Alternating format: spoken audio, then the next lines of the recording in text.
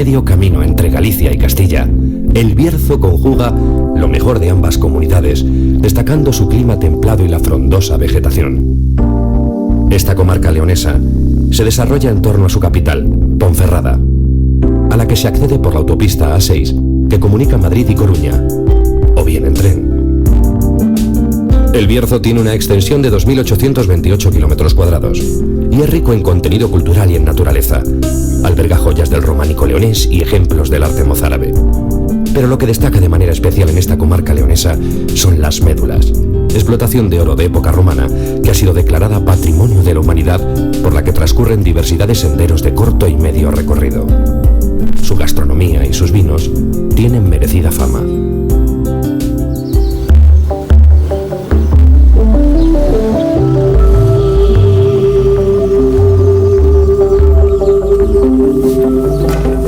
Hemos llegado a nuestro destino, Ponferrada. Estamos camino de las médulas y esta tarde iremos a descubrir en qué consiste esas minas romanas que dejaron aquí los primeros visitantes de esta zona y que constituyen un paisaje único. Nuestra ruta continúa en Corullón, localidad cercana a la señorial Villafranca. En la siguiente jornada visitaremos Cacabelos y nos acercaremos a la capital del Bierzo, Ponferrada. Remataremos nuestro viaje en Peñalba, con su iglesia mozárabe, y Molinaseca, villa de gran encanto jacobeo. Los 25 kilómetros que separan Ponferrada de las médulas transcurren por una sinuosa carretera, la C526, que comunica León con Galicia.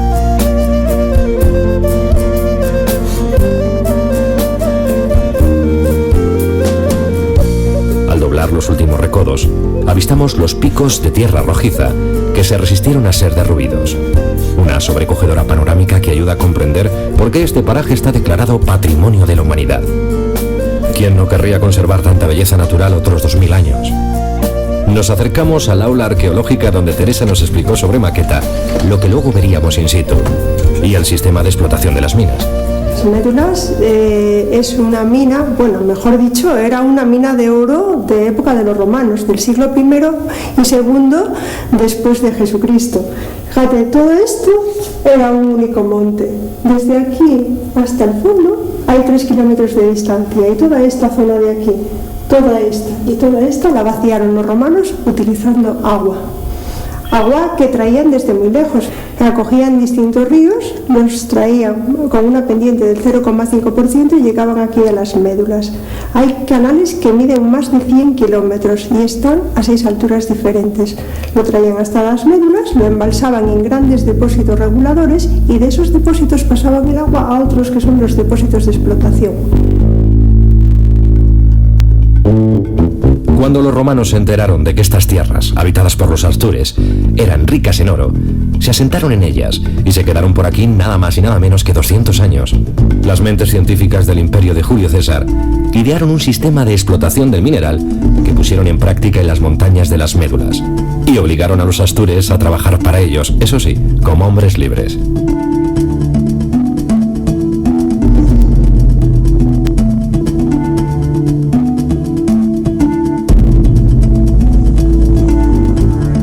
Fue la mayor mina a cielo abierto de todo el Imperio Romano, puesto que los desmontes mineros producidos alcanzaron los 3 kilómetros de extensión máxima y más de 100 metros de profundidad. Las médulas son la mejor muestra, aunque no la única, del profundo cambio que produjo la minería del oro romana en las comunidades que habitaban el noroeste de la península.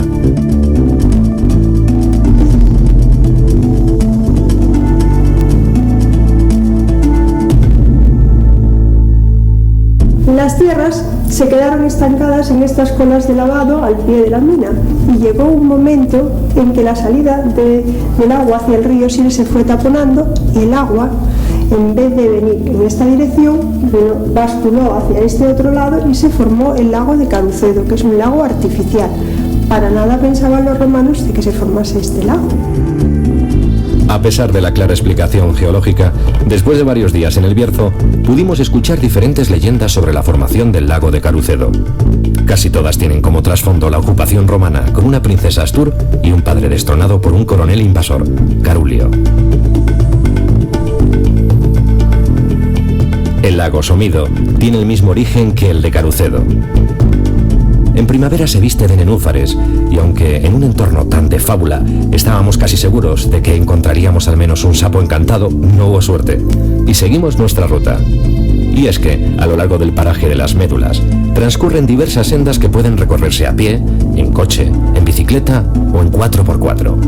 Las hay de largo, medio y corto recorrido. Pero una de las imprescindibles es la senda de las Valiñas, que permite visitar las cuevas de la Encantada, la Cuevona y el lago Somido.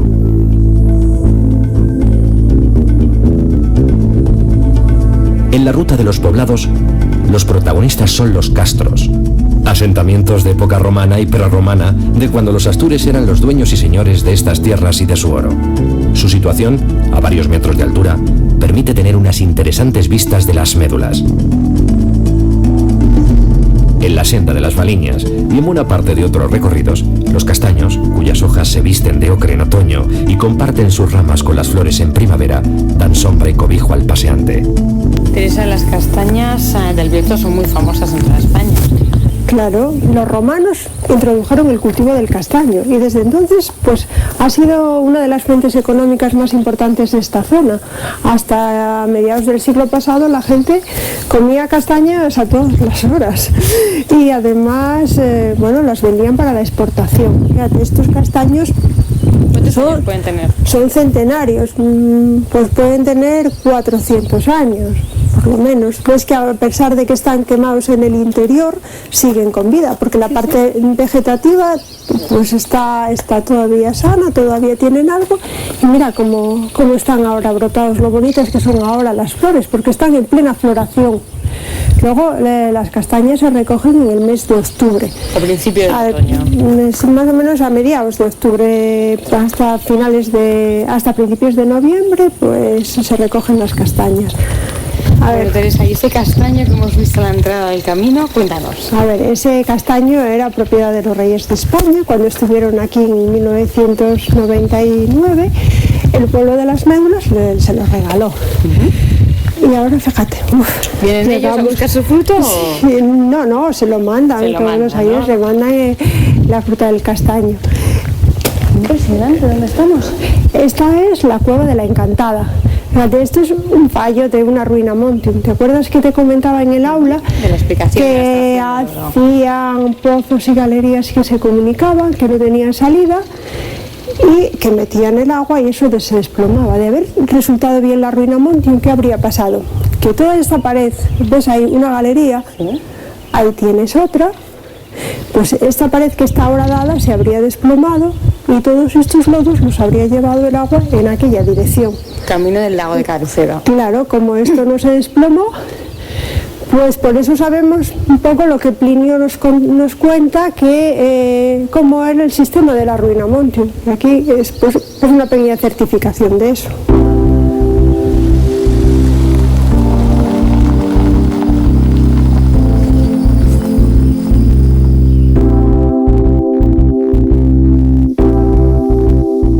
Otro de los mejores puntos desde donde obtener excepcionales vistas de las Médulas es el Mirador de Orellán. Estamos subiendo al Mirador de Orellán. Desde aquí se ve la mejor panorámica de todas las Médulas. Bueno, eso es para mi gusto, por lo menos. Desde aquí tienes toda la perspectiva de la mina. Fíjate. Qué vista, madre. Qué vista, ¿eh?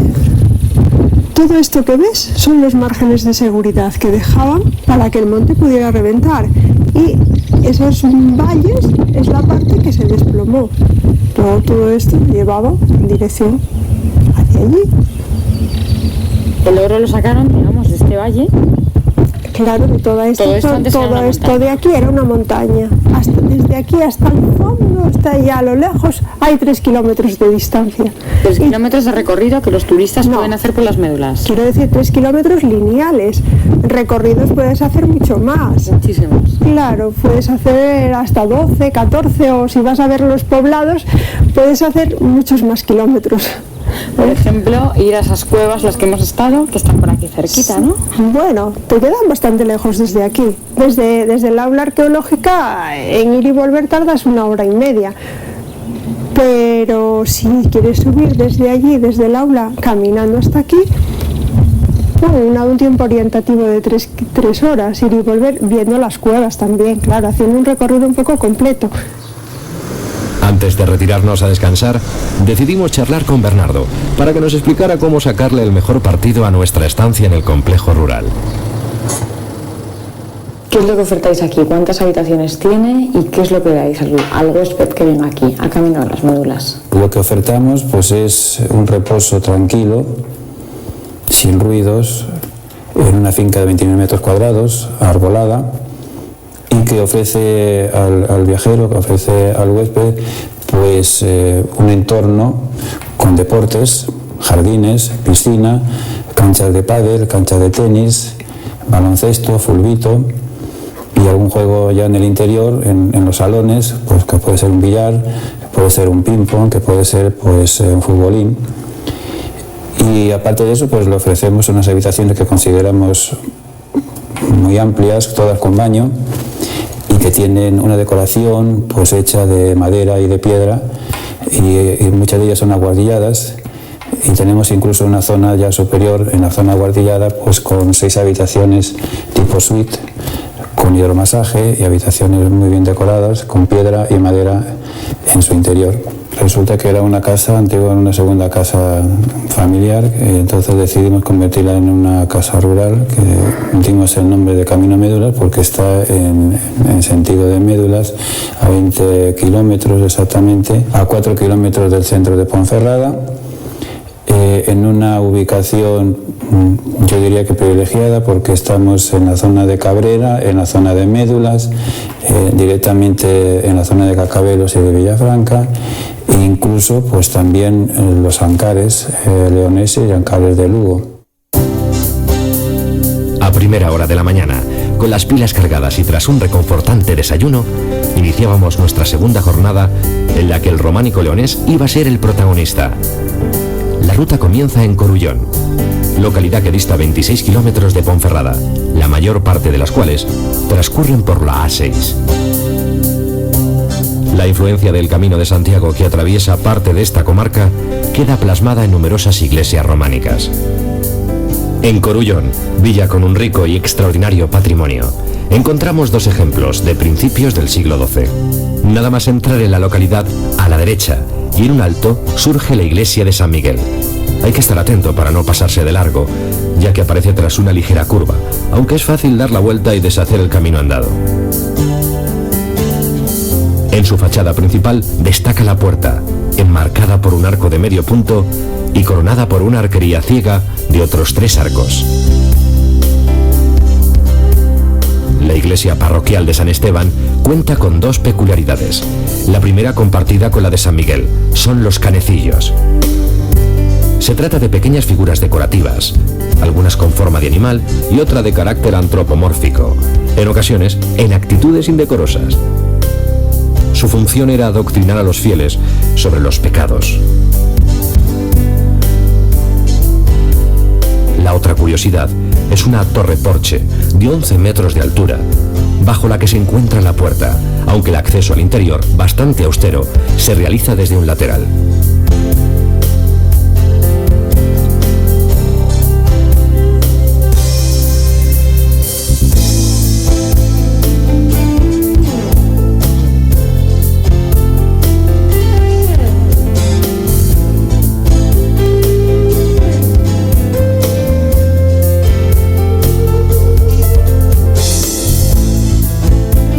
El castillo del siglo XVI, y actualmente vivienda privada, remata el carácter monumental de la localidad.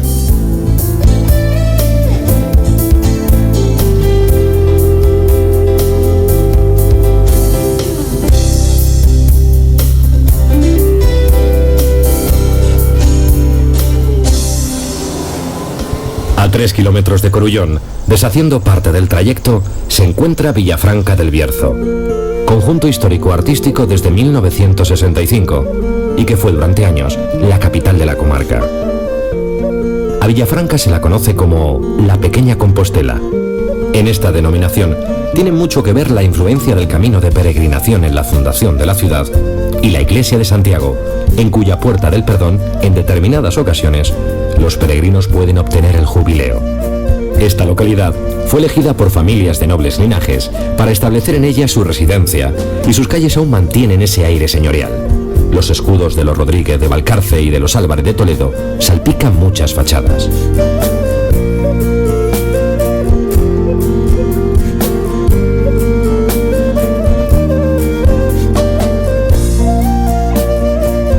En el castillo de la localidad residen habitualmente Cristóbal Halfter y su esposa, descendiente de los marqueses de Villafranca, y entre sus muros el músico ha compuesto muchas de sus obras.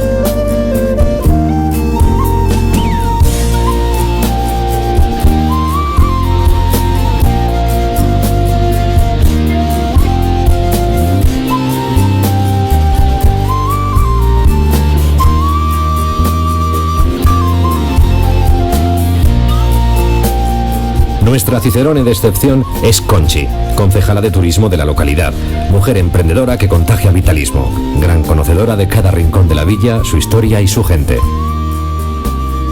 En la calle del Agua hay casas estupendas. Aquí la nobleza se asentaba hacia sus casas y bueno, todas tienen, o la mayoría tienen sus escudos. Aquí es la casa palacio de los marqueses de Villafranca. Como ves, tiene sus escudos de sus casas. Es una casa extraordinaria, tiene una piedra, ya ves, una piedra azulada, que es del mismo estilo que el que hay en la colegiata. Es una piedra que no es muy típica de por aquí, pero que fíjate cómo está.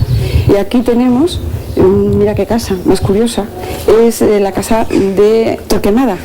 Es una casa extraordinaria, enorme, aquí vivía muchísima gente, se está rehabilitando, se está reconstruyendo de nuevo, o sea, se está poniendo como estaba antiguamente. Porque muchas de estas casas están abandonadas, mientras que otras han sido compradas y están siendo restauradas. Sí, hay casas hay casas que están abandonadas porque, bueno, preferían ir pues a otra zona más moderna. Y aquí, como es patrimonio, está declarado conjunto histórico, ¿sabes? Desde el año 1965, pues entonces tiene que ajustarse a lo que marca patrimonio. Y aquí, en la calle del Agua, se llama calle del Agua, pero realmente se debería de llamar calle de vino, porque en cada casa tenían sus propias bodegas, las bodeguitas donde elaboraban los vinos de sus viñas. Y entonces era muy típico que aquella gente que tenía su bodega, cuando ya el vino ya valía para beber, ponían una banderita, que es un palito con un trozo de tela blanca, y significaba una señal significando que aquí ya hay vino, o sea que aquí hay cosecha, que se puede venir a beber. Aquí había una bodega al final de esta calle que se llamaba El Senado, y ahí se trataba todos los temas que te puedes imaginar, políticos, de todo, cotilleo, lo que pasaba en el pueblo. Esta calle nos lleva hasta la Colegiata de Santa María, del siglo XVI. Tiene trazas del gótico final y del Renacimiento, con detalles platerescos. De su interior destaca el coro, barroco rococó, y el espectacular órgano. Las paredes de la colegiata estaban recubiertas de cal, algo habitual en época de pestes y otras enfermedades contagiosas, y gracias a la iniciativa vecinal, hace 20 años, se financiaron unas obras que dejaron al descubierto la piedra originaria.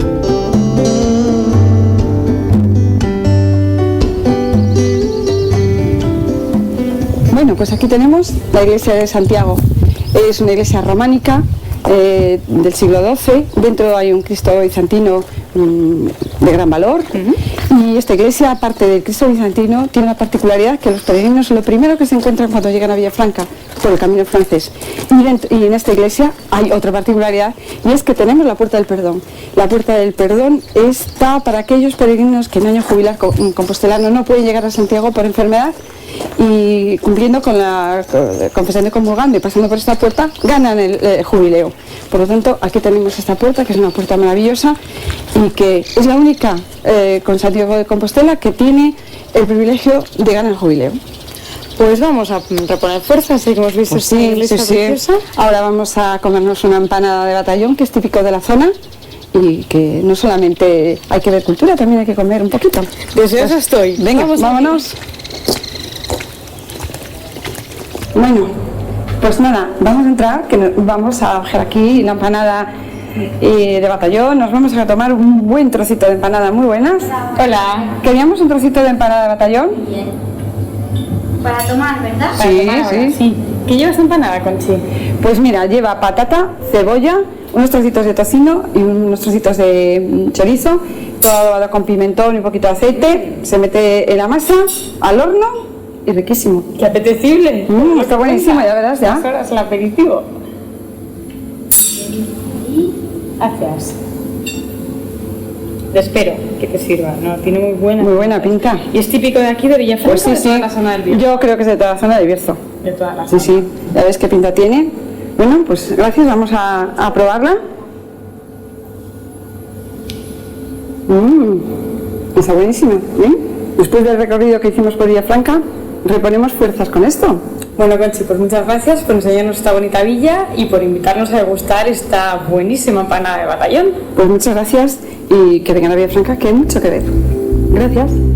La comarca del Bierzo tiene un microclima que hace estas tierras propicias para la agricultura. Los huertos salpican los terrenos de diversos municipios y la calidad de varios de los productos que se cultivan allí está certificada con sellos de garantía, entre ellos manzanas, peras y pimientos. Pues estamos aquí en una plantación de manzanas rinetas, de las que tenemos en nuestra comarca, en el Bierzo, que está protegida por el sello de una DO, es un sello de calidad, un reconocimiento a nivel europeo de tanto de la tradición que existe en la zona por este cultivo, así como denominación de origen, ¿verdad? Sí, denominación de origen, exactamente, como por sus características diferenciales. Aparte de este cultivo de manzana, en el Bierzo también se cultiva la pera conferencia, es una variedad de pera, pero también tenemos un reconocimiento de calidad, una marca de garantía, también un poco por esas características diferenciales, sobre todo a nivel organoléptico, ¿no? Al nivel del sabor a la hora de probarlas. Esta manzana sobre todo la puedes ver en cuanto al tema exterior, visual, que la manzana rineta es un poco achatada, no es la típica manzana así más globosa.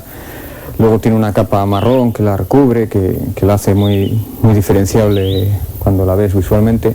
Y luego sobre todo su característica está a la hora de probarla, a la hora de comerla, porque tiene unas características un poco ácidas en su sabor, una conjunción ahí entre dulzor y sabor, y que la hacen muy apreciada sobre todo por restauradores, cocineros, a la hora de hacer tartas, compotas, manzana asada.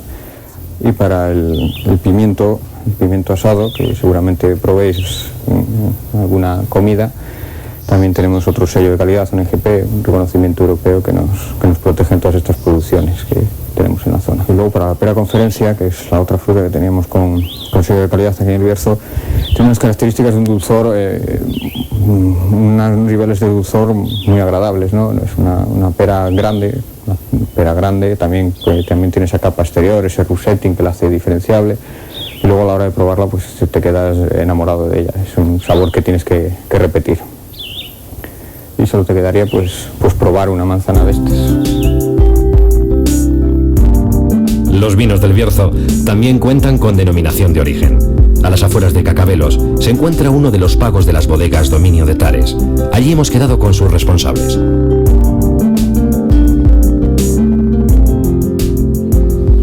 Este viñedo se llama Valdeobispo y dio nombre a un famoso vino de hace unos 25 años, un proyecto magnífico que desgraciadamente no sé por qué se abandonó después, fue uno de los grandes vinos del Bierzo. En este momento lo tenemos nosotros y tiene dos partes, la parte alta, esta otra parte donde estamos, que es la llamada de patal, de una uva más delicada porque concentra más agua, está, como puedes ver, al borde del Camino de Santiago, y estamos consiguiendo unos vinos muy buenos. Estamos muy contentos con este viñedo. Puedes fijarte que siempre en el Bierzo lo que se busca un poco es la orientación, sobre todo porque la vendimia es complicada, suele llover, entonces la orientación mejor en el Bierzo es la orientación sur, como en este caso, orientación al mediodía, y siempre se buscan laderas en pendiente para que el agua vaya drenando hacia las partes bajas. O sea, aquí, por ejemplo, puedes ver lo que es una cepa de mencía, y lo que se pretende siempre es, después de la poda en seco, realizar una poda en verde para, como ves aquí, pues dejar aproximadamente 4 planos en la cepa, y esos 4 planos que estén bien diferenciados y bien aireados. Como suelen ser vendimias complicadas, con alta humedad, y debe haber movimiento de aire entre los planos para que los racimos pues queden bien al sol y bien aireados. Bueno, todos estos cuidados que se llevan a cabo en las viñas y este proceso de máxima selección, siempre con viñas viejas, pues luego tiene que tener su recompensa en el producto final, es decir, en el vino, en los 5 vinos que vendemos, ¿no? Entonces, bueno, pues lo que te invito desde aquí es a que compruebes lo bien que sale ese producto final o la calidad que la contrastes en la bodega. Estábamos a punto de dar por concluida nuestra jornada, cuando, camino de Ponferrada, nos topamos con un monasterio que parecía haberse salvado milagrosamente de la ruina. Hicimos un alto en el trayecto y nos enteramos de que estábamos ante el monasterio de Santa María de Carracedo, fundado en el año 990 por Bermudo II de León. A lo largo de los siglos, había sido sede de los monjes de la Orden de San Benito y de la Orden del Císter, pero llevaba abandonado desde 1835. Durante años, peregrinos, historiadores y cuantos pasaban por allí denunciaron su estado ruinoso, pero no fue hasta 1981 cuando la Diputación leonesa se encargó de sufragar los gastos para su restauración.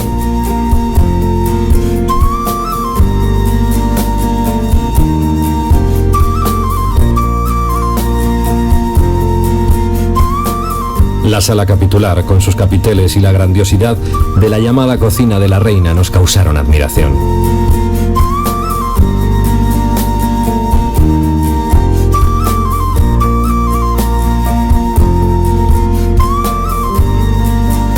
Embriagados de tanta belleza arquitectónica, reemprendemos el viaje camino del alojamiento.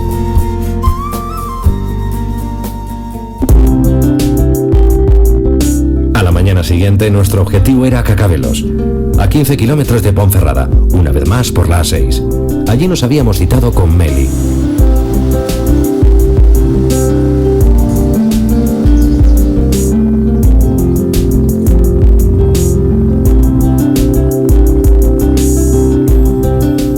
Hola Meli, ¿qué tal? Hola.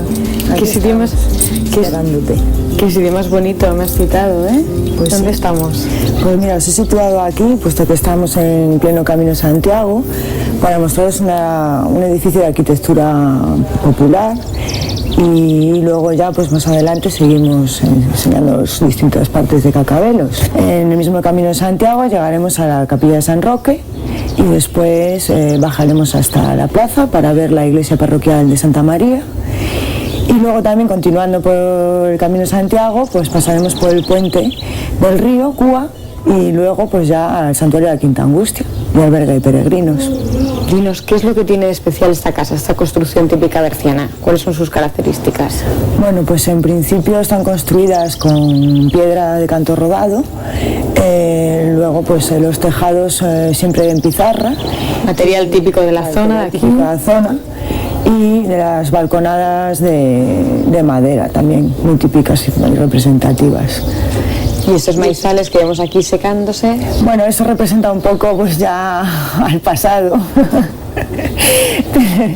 Vamos, cuando la gente pues plantaba maíz para poder alimentar los animales y como esto pues está decorado para que la gente siga viendo lo que había entonces. Siga viendo lo que está de antes, pues eso, pues desde guindillas secas, maizales, las típicas cestas de costilla y bueno, un poco lo que era la cultura berciana antigua, que aquí se trata de perpetuar un poco. Eso es.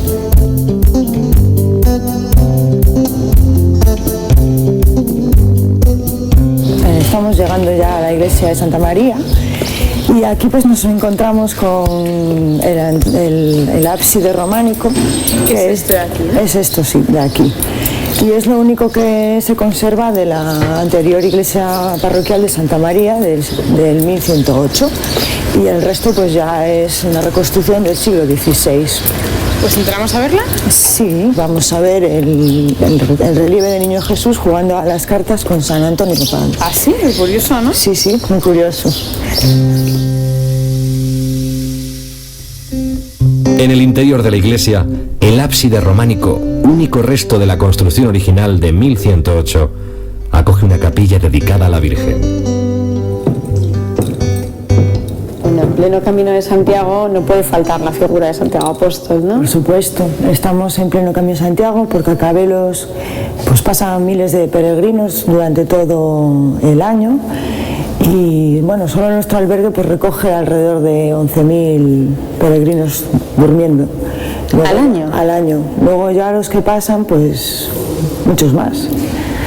Y ahora pues vamos a ver el famoso relieve del Niño Jesús jugando con San Antonio de Padua, a las cartas.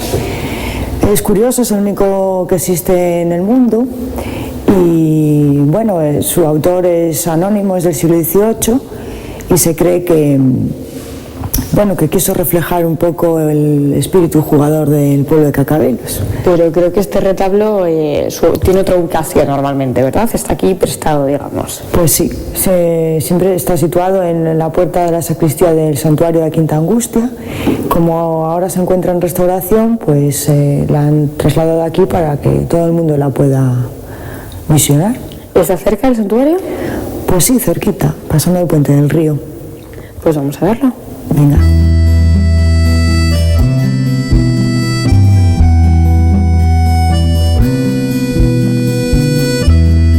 El puente del río es transitado anualmente por miles de peregrinos. Al final del mismo se encuentra el albergue, anexo al santuario de la Quinta Angustia.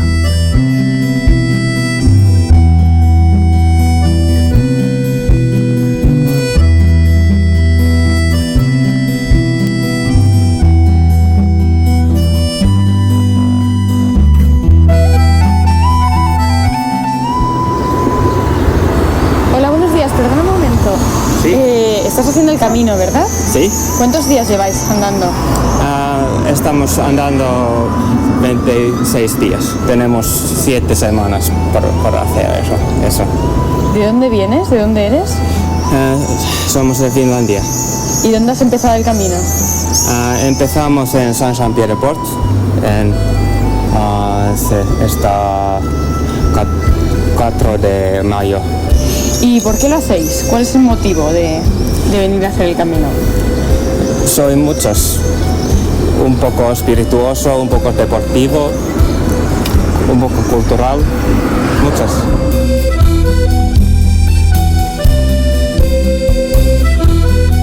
El Palacio de Canedo es de visita obligada cuando se está en Cacabelos. No en vano, José Prada es su mejor embajador y su mejor icono gracias al logo de su empresa, Prada a tope. Nos fijamos en el Palacio de Canedo en el año 87, un palacio, como ves, que es una maravilla, y que estaba abandonado y que nadie daba nada por él. Lo compramos, lo pagamos como pudimos, y desde el 87 hasta el 97, 10 años, no trabajamos en él para nada. Y ya en el 87 lo empezamos a restaurar, tardamos 5 años, y a los 5 años, en el 2002, lo abrimos al público para comer. Y el éxito siguió arrollador y tal. Lo más importante, lo cual presumimos, es que seguimos dando la comida igual que cuando empezamos, cuando no sabíamos. Ahora seguimos dando aquel tipo de comida natural, auténtica, de pueblo. Todo eso configura que hoy el Palacio de Canedo sea casi la visita obligada en todo Castilla y León. Y hemos conseguido que venga aquí gente, pues tanto como vienen a vernos como si fueran a ver la Virgen de Fátima. Nuestra visita a la capital del Bierzo se había hecho esperar, pero esa tarde la íbamos a dedicar a descubrir Ponferrada. Acabamos de salir de comer del restaurante La Fonda en la Plaza Mayor de Ponferrada y nos dirigimos al Castillo de los Templarios, donde Susana Tellet, concejala de turismo de esta localidad, nos va a enseñar en qué consiste este emblemático edificio, ahora mismo en restauración, y la fiesta de los Templarios que celebran en esta localidad berciana la primera noche de luna llena del mes de julio. No os lo perdáis, merece la pena. El castillo, abandonado por las autoridades durante años, se ha convertido en el símbolo de la ciudad. Incluso dicen que en él se encontraba el Santo Grial. Vamos a entrar ahora al Castillo de los Templarios, que es una de nuestras joyas. Ves ahí que hay una pancarta en la que pone que hay una rehabilitación de este castillo. Estuvo muchos años pues sin saber muy bien de quién era. Si era de la Junta, si era del Ministerio, si era del Ayuntamiento, la verdad es que completamente abandonado. A partir de 1994 se crea el plan director Y a partir de ese plan director, pues llega al ayuntamiento el castillo y se empiezan a hacer las excavaciones, se empieza, bueno, pues a tomar un valor, una joya tan importante como es este castillo, ¿no? Esto ha sido cuestión de fases. La fase de excavación es la que, bueno, pues se determina con una excavación arqueológica, como te digo, se determina que el poblamiento primigenio de la ciudad está en el castillo. Y luego ya la fase de rehabilitación última, que es la rehabilitación de la zona palacial, que hemos conseguido con unos fondos europeos de rehabilitar la zona palacial, que el conde de Lemus utilizó una zona de palacio para él, para vivir él y para estar, sí, su vivienda. Y ahora vamos a subir a la parte alta del castillo, que verás qué bonita vista podemos. ¿Has visto todo Ponferrada? Sí, la verdad es que sí.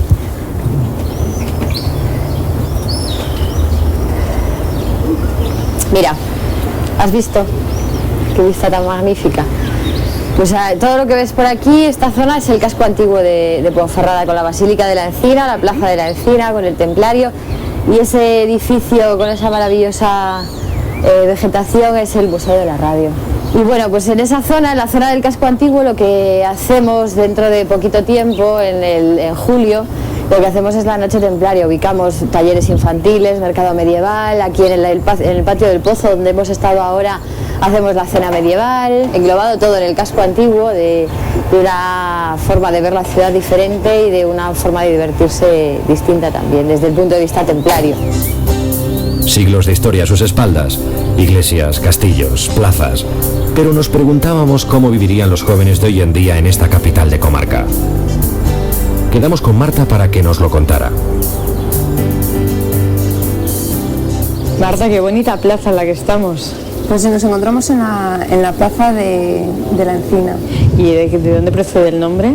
Pues procede de que en esta plaza pues, se encuentra una basílica que se llama Nuestra Señora de la Encina, y en ella se encuentra la imagen de la Encina, que es la patrona del Bierzo. Y precisamente en este lugar, cerca, en la plaza del Ayuntamiento, se celebra pues, el día 8 de septiembre, el Día Grande del Bierzo, en el que siempre pues, un municipio de la comarca, de los 37 que hay en la comarca del Bierzo, pues cada año le toca a uno, le hace una ofrenda a la Virgen y le pide por toda la comarca. Marta, ¿vive mucha gente joven en Ponferrada? Bueno, yo creo que sí, porque además desde hace unos años funciona un campus universitario donde se pueden estudiar cinco diplomaturas, creo. Pero hubo una época en que la gente emigró de aquí por culpa de las minas, del cierre de las minas. Pues sí, la verdad es que hemos sufrido aquí en esta comarca bastante el tema de la crisis de la minería del carbón. Se han cerrado muchas minas y hay que pensar que, claro, que ese era el motor principal, el motor económico de la comarca, lo que impulsaba la comarca, pero bueno, se están abriendo nuevos caminos, nuevas alternativas, como por ejemplo el turismo, la industria agroalimentaria, que está creando muchos puestos de trabajo y bueno, está haciendo revivir un poco a la comarca del Bierzo. En las ciudades donde hay campus universitarios, facultades, es sabido por todos que hay mucha marcha, son ciudades de mucha marcha. Bueno, pues la noche de Ponferrada yo creo que es muy similar a las del resto de ciudades.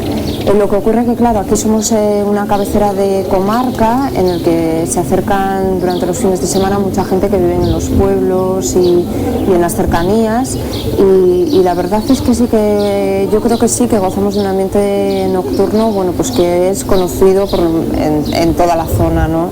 Y sí, normalmente también la gente, una de las alternativas de ocio pues es la de salir a tomar unos vinos, este vino que tenemos tan bueno, por cierto, aquí en el Bierzo, que tiene una denominación de origen y que bueno, cada vez goza de más prestigio. Estamos en la parte alta de la ciudad, ¿verdad? ¿Cómo se distribuye Ponferrada? La zona donde nos encontramos es el casco viejo, la zona antigua de Ponferrada, que bueno, ahora se está renovando, sobre todo la zona del castillo se está rehabilitando, pero bueno, donde se mueve el meollo la verdad es que es en la zona administrativa, que es en la parte baja de la ciudad, donde se encuentra la plaza, por ejemplo la plaza de la Zurtegui, que es la zona más céntrica de Ponferrada.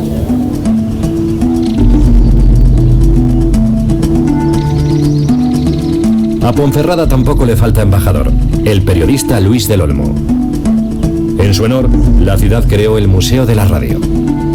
Estamos en la sala dedicada a la historia de la radio en España y vamos a contar la historia de la radio desde sus orígenes en los años 20, como sea, la primera emisión fue en el año 24, y una selección de los aparatos por los que llegaban, en aquel caso, pues las noticias y el entretenimiento. Algunas de estas piezas son de la colección de Luis del Olmo, pues quizá las más importantes. Pasamos aquí a los años 30, claro, ¿verdad? La política, los partes, claro, la guerra. La radio aquí cambia de ser una radio de pioneros, pues que tenía la música como un elemento principal, pues a que los políticos, a través de la República, o incluso ya durante la guerra de una forma mucho más extensa, utilizaron la radio.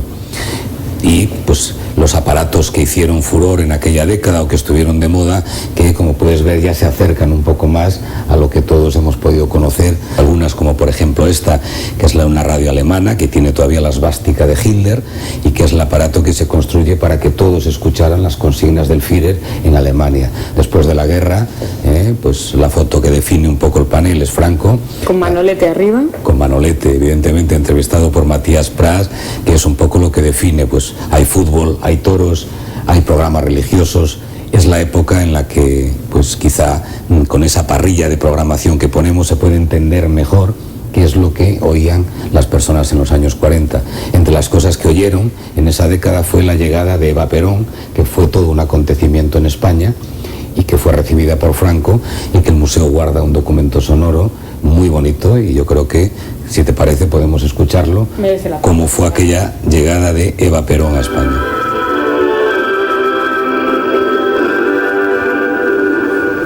Hay un mensaje de amor de todos los trabajadores argentinos, de todos nuestros queridos descansados, para todos los españoles. Y traigo un abrazo fuerte. Si tienen previsto venir a Ponferrada, apunten en su cuaderno de viaje este Museo de la Radio.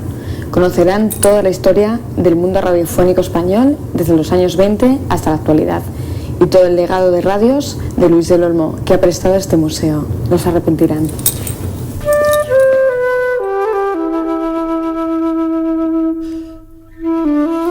Santo Tomás de las Ollas se encuentra a las afueras de Ponferrada. Teníamos tan buenas referencias de este templo, mitad mozárabe tardío, mitad románico, que no nos resistíamos a visitarlo antes de acudir a cenar.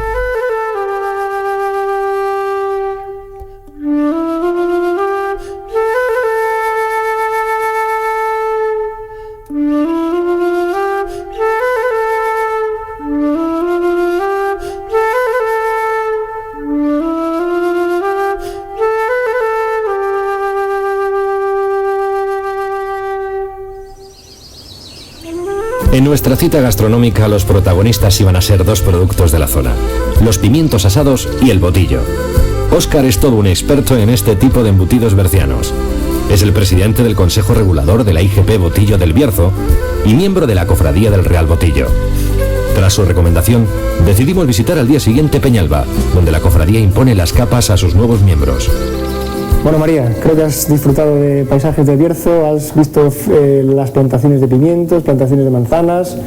Yo creo que ahora te llega la época, el momento bueno de probar estas delicias que tenemos aquí, como es el pimiento asado del Bierzo, que ya tiene su aroma. Estupendo, buenísimo. Te voy a servir un poquito para que pruebes.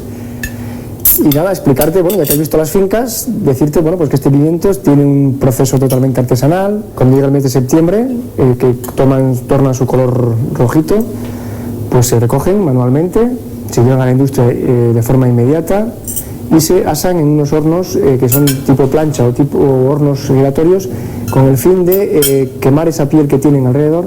Y luego se pelan totalmente manual, por señoras, uno por uno, pimiento por pimiento, van cogiendo. Nada de cuchillo, nada de proceso químico. Cuchillo simplemente cuchillo, ni agua ni productos químicos. Pues nada, prueba. Mucha jugosidad. Exquisito, yo he probado, buenísimo. Eso por supuesto. O sea, el consejo certifica ese pimiento exactamente. María, pues esto sí que es una delicia. Vamos a probar ahora el auténtico rey de la gastronomía berciana, que es el botillo del Bierzo. Aquí lo ves. Su botillo. Exactamente, en su forma de presentación más tradicional, que es un platito de barro, con chorizo también de aquí del Bierzo, unos cachelos y el repollo como verdura. Para suavizar toda esta cantidad de... Para contrarrestar un poco. De buena comida y buen colesterol que nos vamos a meter. Pues nada, te lo voy a servir y vamos a probar, y vamos a acompañar también con un vinito del Bierzo, un Mencía, para que veas este maridaje. entre un vino de la zona con denominación de origen y el botillo. El botillo. Vuestro buque insignia de la gastronomía. Exactamente. Vamos a abrir el botillo, te voy a ir explicando. Se fabrica, se produce con carne de cerdo, o sea, es principalmente costilla de cerdo y rabo, pero principalmente costilla. Lleva entre un 65 y un 90% de costilla, con su hueso y su carne. Se trocea en trocitos pequeños, aquí lo vas viendo. Sí, se distingue perfectamente el hueso. Exactamente. Luego esos trocitos se adoban con pimentón, con sal, ajo, alguna especia natural tipo orégano. El botillo tiene 5 días de curación, o sea, no puede salir al mercado un botillo con menos de 5 días. El botillo tiene que estar un día en ahumado con leña de roble o encina, de aquí de la zona también, y luego un día de oreo, de secado. Y a partir de ahí un poco a gusto del consumidor, que lo prefiera más o menos curado. Pero no olvidar nunca que estamos hablando de un producto crudo curado, no tiene una curación perfecta. Siempre tiene acompañándose, pues, conservándose en frío. O sea, no podemos decir que es un embutido ya curado que se conserva perfectamente, sino que tiene que ir con frío. Bueno, Roberto, pues vamos a probar el botillo. Adelante.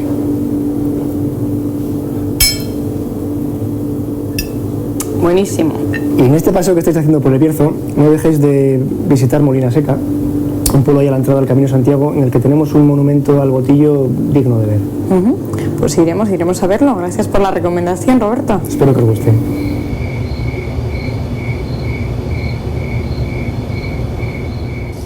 Nuestra visita al Bierzo llegaba a su fin. El último día, Peñalba y Molina Seca estaban en nuestra hoja de ruta.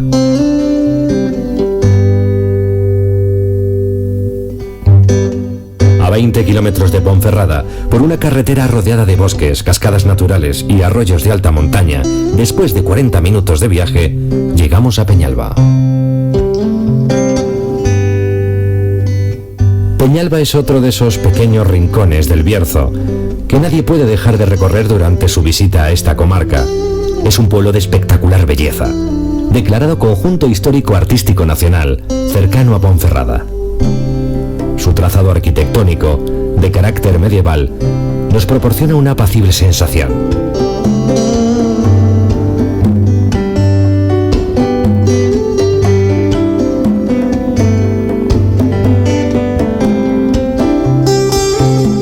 Tras un paseo por las calles, llegamos al centro de la localidad, donde encontramos los restos del monasterio fundado por un monje eremita, San Genadio, del que tan solo queda la iglesia del año 937.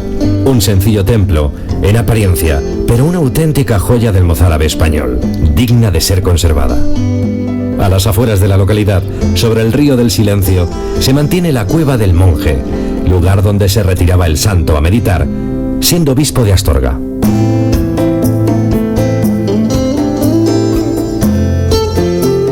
A unos 30 kilómetros de Peñalba se encuentra Molina Seca.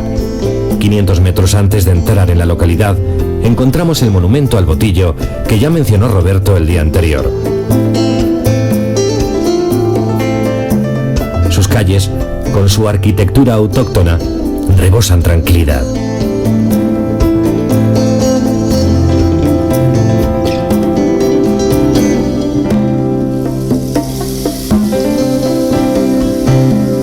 La iglesia parroquial, que desde lo alto domina y protege el pueblo, es la referencia que los peregrinos tenían desde el puente. Bajo el puente, una piscina natural hace las delicias de los lugareños. Todo ello nos invita constantemente a hacer un alto en el camino. Molina Seca puede que sea la villa del Bierzo que mejor conserve su sabor jacobeo. A la salida del pueblo está el santuario de las Angustias de principio del siglo XVIII, prácticamente metido en la montaña, y cuyas puertas hubieron de ser revestidas de hierro para evitar que los peregrinos arrancasen las astillas como recuerdo.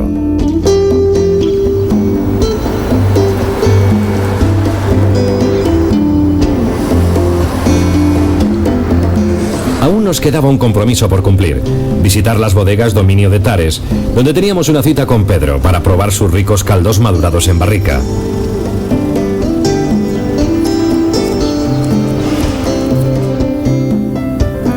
Hola, Pedro. ¿Qué tal? Hola, María. ¿Ya estás aquí? Ya estamos aquí. ¿Qué tal? Bienvenida a Dominio de Tares. Muchas gracias. Bueno, si te acuerdas, ayer en el viñedo comentamos lo importante que es la selección en campo. Entonces, si te parece hoy, pues vamos a ver si hemos hecho bien esa selección viendo la calidad de nuestros vinos. Pues deseosa de probar tus caldos en la barrica. Bueno, ¿me acompañas entonces? Por supuesto. Vamos. Bueno, María, pues antes de ir a las barricas, que yo sé que es lo que más te gusta, tenemos que pasar por la nave de elaboración. Es aquí donde estamos. Exactamente. Esta nave pues consta de un montón de depósitos de acero inoxidable. Como ves, pues todos tienen camisas de... Son esas bandas de ahí, perdón. Exactamente, por donde entra el agua fría o el agua caliente en función de lo que yo quiera controlar. Y lo que me van a ayudar es a controlar la temperatura de fermentación, que es una de las claves para la elaboración del buen vino de calidad. Entonces, una vez que termina el proceso de fermentación y los consiguientes remontados, que son operaciones que consisten en sacar el mosto por la parte inferior del depósito y añadirlo por la parte superior, para que el mosto vino se cargue bien de color y de estructura. Una vez que realizamos todo ese proceso, bajaremos el vino a las barricas. ¿Qué es lo que vamos a ver ahora? Exactamente, es lo que a ti te gusta, así que vamos a verlo y podemos catar de barrica directamente.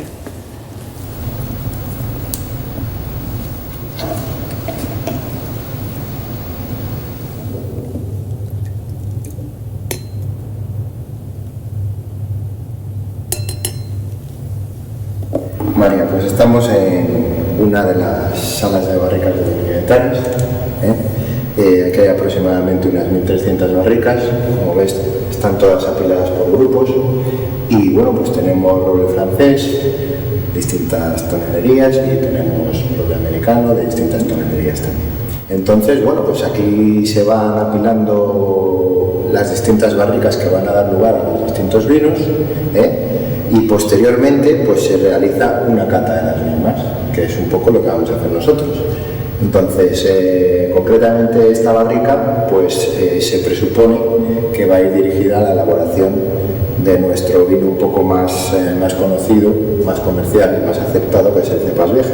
Lo primero que vamos a hacer es ver un poquito cómo está de color. El color, como ves, pues es un rojo granate intenso, está muy limpio y está perfecto. A continuación vamos a la fase olfativa. Consiste en llevarse la copa a la nariz y aspirar profundamente para intentar extraer los aromas varietales procedentes de la mencía. Nosotros todos nuestros vinos los elaboramos, como ya te dije en el viñedo, con la variedad mencía autóctona del Bierzo.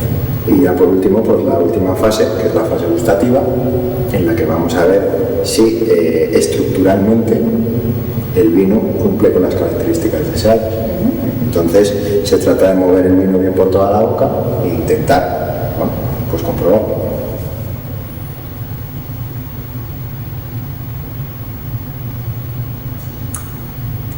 Bueno, como ves, el vino está perfectamente, está muy amplio en boca y aún conserva algo de dureza, puesto que está sacado directamente de la barrica, ¿no? La barrica no solo cede aromas, cede también estructura. Entonces, si notas justo por el paladar, se le nota un poquito secante, provocado por los taninos. Entonces, es importante que esos taninos estén presentes para que luego el vino aguante el tiempo que necesita de crianza en botella. Ahora vamos a catar el producto terminado, ese Cepas Viejas que habíamos dicho antes en la pilada de barrica, que tiene una gran calidad. Vamos a comprobarlo con la botella final. Bueno, Pedro, esto de la enología es una ciencia y un arte a largo plazo. Hay que tener mucha paciencia, ¿eh? Yo no la tendría. Sí, sobre todo paciencia, porque los buenos productos, bueno, pues se van haciendo con el tiempo y es lo que pretendemos, ¿no?, en Dominio de Hectáreas, elaborar vinos con la máxima calidad posible y siempre pues mantener esa calidad a lo largo de los años, ¿no? Estos son nuestros 5 vinos. Tenemos el blanco fermentado en barrica, que es variedad Godello. Tenemos el Baltos, que es un joven roble con 6 meses de barrica, es mencía. Tenemos nuestro vino estrella, buque insignia, que es el Cepas Viejas, 9 meses en barrica, es mencía. Después tenemos el Benvibre, vino muy premiado y muy afamado, tiene 15 meses en barrica, roble francés y es mencía. Y después tenemos el P3, nuestra máxima selección, y vino pues, de salón, también es mencía y tiene 15 meses de barrica en roble francés totalmente nuevo. Con el mejor recuerdo de estas tierras singulares, a medio camino entre los páramos de Castilla y los frondosos bosques gallegos, iniciamos el camino de regreso pensando ya en el próximo destino.